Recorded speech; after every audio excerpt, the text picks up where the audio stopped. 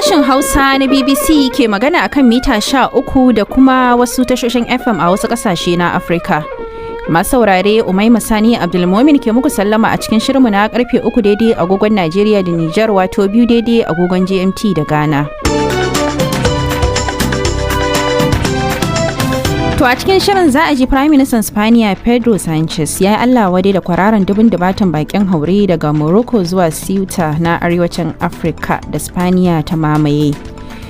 Masu sharhi sun soma tsokaci kan yarjejeniyar da shugaba Trump ya ce an cimma da Hamas na kwance ɗamarar yaƙi, matakin da zai kawo ƙarshen yaƙin Gaza da ficewar sojojin Isra'ila daga ziran. To wannan ba za a kira shi ajiye makamai ba, tunda ba abu bane wanda misali ta yi shi kamar kace da raɗin kanta. Yana daga cikin sharaɗai ne da aka gindaya aka yarjejeniya a kansu tun watan Satumba. A Najeriya kungiyar kwadago ta yi watsi da ikirarin da gwamnatin tarayya ke yi cewa ta yi amfani da kuɗaɗen da aka samu bayan cire tallafin man fetur wajen kyautata rayuwar 'yan ƙasar. Wai aka cewa kare ana biki a gidan ku yace gani a kasa, saboda haka yana mai tabbatar maka wannan kusan wasan kwaikwayo ne ko in ce ma tatsuniya. Mu dai bamu gamsu ba, kuma 'yan Najeriya ba su gamsu ba, kowa yana ji a jikinsa, 'yan Najeriya sun gani, don haka mu bamu amince ba. Ƙungiyar kare haƙƙin ɗan adam ta Human Rights Watch ta zargi sojojin hayar Rasha da ƙaddamar da wasu haramtattun hare-hare a Mali. To kafin mu je ga rahotanni sai Badariya Tijani Kalarawi ta gabatar da labaran duniya. Firaministan Sifaniya Pedro Sanchez ya yi Allah wadai da kwararar 'yanci rani kusan 6,000 daga Morocco zuwa Ceuta da ke arewacin Afirka da Sifaniyar ta mamaye, inda ya ce hakan ya keta 'yancin ƙasarsa. A ziyarar da ya kai birnin ya ɗora alhakin kwararar 'yanci rani kan masu safarar mutane da shan alwashin Sifaniya za ta yi mai yiwuwa domin kare tsaron Ceuta. Spain has now sent soldiers and police to help reinforce the border between Morocco and Wakilar BBC ta ce Sifaniya ta aike 'yan sanda da sojoji iyakar Morocco da Ceuta domin tabbatar da doka da oda, sai dai duk da hakan dubban 'yanci ranar sun tsallaka iyakar. Ma'aikatar harkokin cikin gida ta ce a yau Juma'a mutum 25,000 sun koma Morocco, sannan 'yanci rani 34 sun rasu a lokacin da suke kokarin tsallakawa. Ƙungiyar Hamas a Gaza ta amince ta kwance ɗamara da zub da makamai idan har sojin Isra'ila suka fice daga ziyarin na Gaza da kuma kawo ƙarshen hare-haren da suke kaiwa. Hamas ta ce makamanta za su kasance ƙarƙashin kulawar sabuwar gwamnatin Falasɗinu a Gaza ba tare da miƙa su ga Isra'ila ba. Shugaba Donald Trump ne da ya sanar da cimma wannan yarjejeniyar, inda ya ce Isra'ila za ta janye daga yankunan Falasɗinawan da ta mamaye. There's not been any official Israeli response to President Trump's announcement. Sai dai wakilar BBC ta ce kawo yanzu Isra'ila bata ce uffan kan sanarwar da shugaba Trump din yayi ba, amma tuni yawancin jami'an gwamnatin Isra'ila sun nuna kin amincewa da wannan mataki. Isra'ilar ta dasa ababen fashewa a kusa da Crusader Emirate mai muhimmanci da ke kudancin Lebanon, wanda a makon da ya wuce hukumar kula da al'adu da kimiyya na Majalisar Ɗinkin Duniya UNESCO ta sanya cikin jerin wuraren tarihi da ke fuskantar barazana a duniya. Firaministan Isra'ila Benjamin Netanyahu ya ce sojoji sun lalata hanyoyin ƙarƙashin ƙasa wanda mayakan ƙungiyar Hezbollah ke amfani da su. Ma'aikatar al'adu a Lebanon ta ce harin ya girgiza wurin tarihin da kuma gargadin hakan ka iya janyo barna a ciki. Watanni biyu dai da suka gabata ne dakarun Isra'ila suka karbe iko da wurin, wuri mai matukar mahimmanci da tarihi ba ga Labanin din kadai ba. To labaran na zuwa muku ne daga nan sashen Hausa na BBC. An yankewa tsohon sufetan 'yan sandan Sri Lanka hukuncin kisa bayan samunsa da laifin gagara kare mummunan harin kunar bakin wake da masu ikirarin jihadi suka kai a ranar Easter a shekarar 2019. Kotun ta samu Pujit Jayasundara da laifin watsi da nauyin da ya rataya a kan shi wajen daukar matakin gaggawa duk da bayanan sirri da gargadin da aka dinga yi kan harin da masu ikirarin jihadin za su kai. Sama da mutum 260 ne suka mutu, yawancin su mabiya addinin Kirista, lokacin da 'yan kunar bakin waken suka kai hari majami'u da kuma manyan otar a birnin Colombo. da kai hare-hare ta sama a wurare biyu wanda suka hallaka farar hula 8 ciki har da yara 3 a wani aikin soji a tsakiyar Mali a watan jiya. Kungiyar mai mazauni a birnin New York na Amurka ta kara da cewa dakarun gwamnatin Mali da na Rasha su gudanar da bincike kan wannan. Zarge-zargen dai sun kara tabbatar da damuwar da ake nunawa kan yadda sojin na Rasha ke kara mamaye yankin Sahel, inda kasashen Mali da Burkina Faso da Niger suka juya kasashen yamma baya da kuma rungumar Rasha a yakin da suke yi da masu da kungiyoyin masu ikirarin jihadi. Jami'ai a Bamako da Moscow dai sun sha musanta kai hari kan farar hula. To ƙarshen labaran duniyar kenan. To Madalla, a gaishe ki Badariya Tijjani Alarawi da labaran duniya daga nan sashen Hausa na BBC.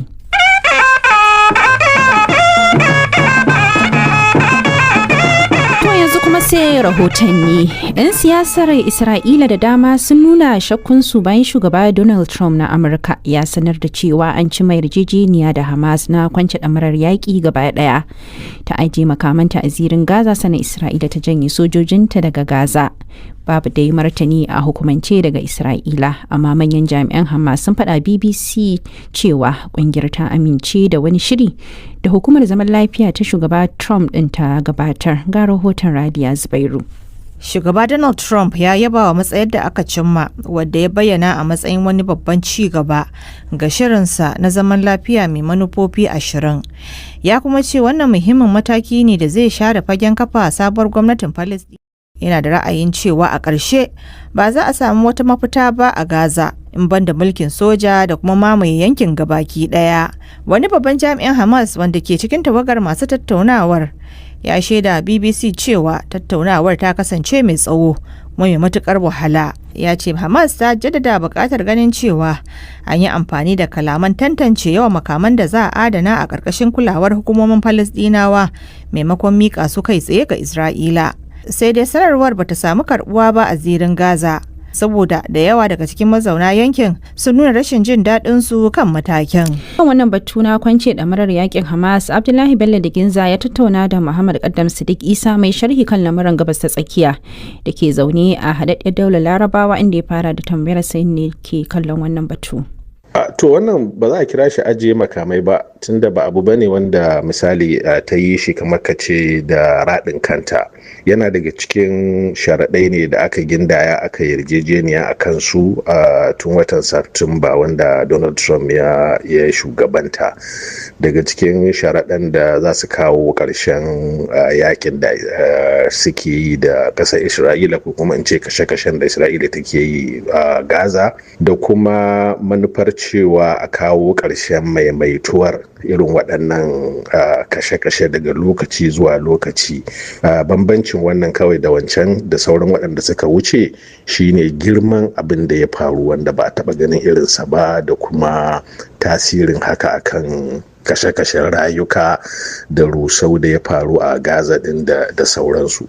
Mutane da dama suna dasa ayar tambaya da shakku game da wannan mataki, suna ganin ba lalle yayi ba. To zai yi wahala a ce waɗannan abubuwan ba su aiwatu ban aka yi la'akari da cewa misali ita ƙungiyar a halin da take ciki a yanzu babu wani abu da za ta iya kama a ce dogara da shi, ko ta fuskar dabarun yaƙi ko makamai ko a ƙawance a farfajiyar diplomasiya ta duniya da wasu ɓangarori ko ƙasashe na duniya, wanda zai iya ba ta damar kaucewa waɗannan aiwatar da waɗannan matakan, in aka yi la'akari da ƙasashen da suke su ne suka tsaya tsayin daka wajen tabbatar da wasu cewa hakan za a yi, wanda a cikin waɗannan ƙasashen har da ƙasashen da suke ba wa ƙungiyar wani nau'i na kamar a ce goyon baya ta fuskar diplomasiya a wasu ko kuma kaucewa waɗannan matakai da aka yi yarjejeniya a kansu. Kana ganin wannan mataki zai sa Isra'ila ta mutunta yarjejeniyar?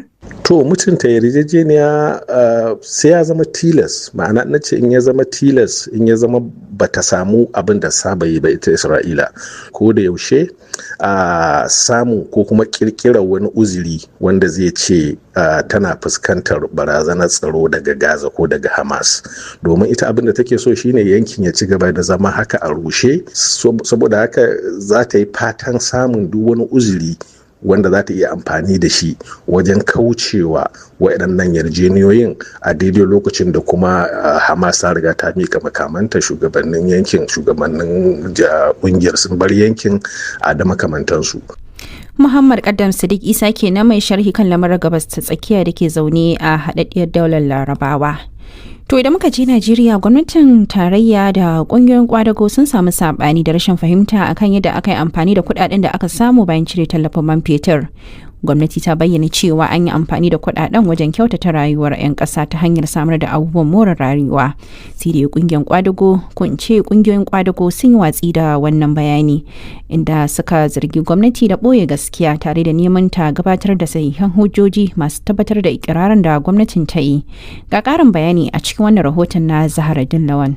Tun da farko dai ministan kuɗi da bunƙasa tattalin arziki na Najeriya Mr. Tayo Oyedele ne ya bayyana cewa sun gudanar da manyan ayyuka da kuɗaɗen da aka tara bayan da aka cire tallafin man fetur.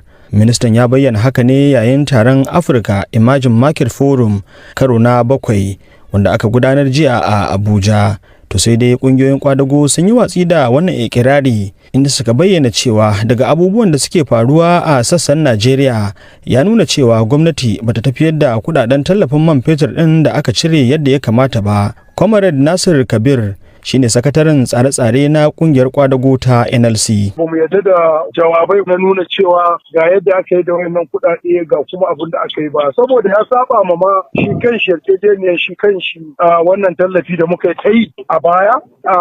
Mu abin da muka so mu gani mu ji an ce wannan kuɗaɗe ga inda ya rage wa 'yan Najeriya raɗaɗi, ga abin da aka ajiye ma'aikata suna moriya a kai, talakan Najeriya suna moriya. Sai muka ga sabanin haka, wato sai muka ga cewa tattalin arzikin ma kasan gaba ɗaya ya faɗi warwas, kuma bancin haka bashi shigan nan ma da aka je aka ci duk abin da tasirin da ya an ce an ɗauki kuɗi an ba gwamnoni, ina aka wadata wato ma'aikata ko kuma talakan jihohi, ba abin da aka yi. Saboda haka mu a tunaninmu wato kaman ja ne ya kawo kuma ja ya ɗauke. To sai dai gwamnatin tarayyar ta bayyana cewa ta yi amfani da kuɗaɗen ta hanyoyin da suka dace, kamar biyan bashin ƙasashen ƙetare da ƙarin albashin ma'aikata da ba da rancen karatu ga ɗalibai da sauran ayyuka. To amma Comrade Nasir ya ce ba su gamsu ba. Ba gaskiya ba ne, ai wai aka cewa kare ana biki a gidan ku yace gani a ƙasa. Duk wannan bayanan da aka yi ai ba mu za mu yi alƙalancin ba, 'yan Najeriya su za su yi alƙalancin.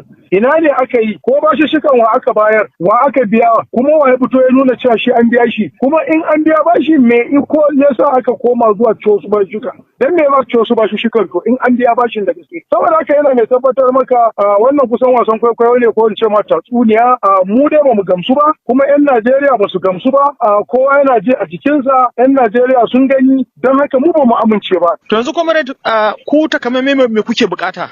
Bukatocin ai suna da yawa. Mun yi maganar tsaro, abin da muke so a kawo 'yan Najeriya tsaro. Ai akwai kudaden da za ka tsaro, a kawo ma'aikata ɗauki a cikin halayen da suke ciki. Talakan Najeriya suna cikin hukuma da talauci da kuma rashin ingantaccen ita kanta karatun, da kuma wato abubuwan more rayuwa da kuma wannan haraje da aka dora 'yan Najeriya na ba dalili duk a soke wa'annan. Wannan su ne kadai zai sa mu gamsu cewa dukiyan ƙasa ana amfani da shi yadda ya dace, kuma 'yan Najeriya za su yi wannan shaida. Don haka a tsarin mu ko in ce maka shawarorin mu kamata a maida wannan tallafi yanda aka ɗauko shi a maida shi 'yan Najeriya su ga abubuwan da suke more rayuwa a kai, tunda a baya da tallafin take a 'yan Najeriya suna samun sauki. Na yi kokarin jin ƙarin bayani game da wannan al'amari daga hukumomin Najeriya amma haƙata bata cimma ruwa ba.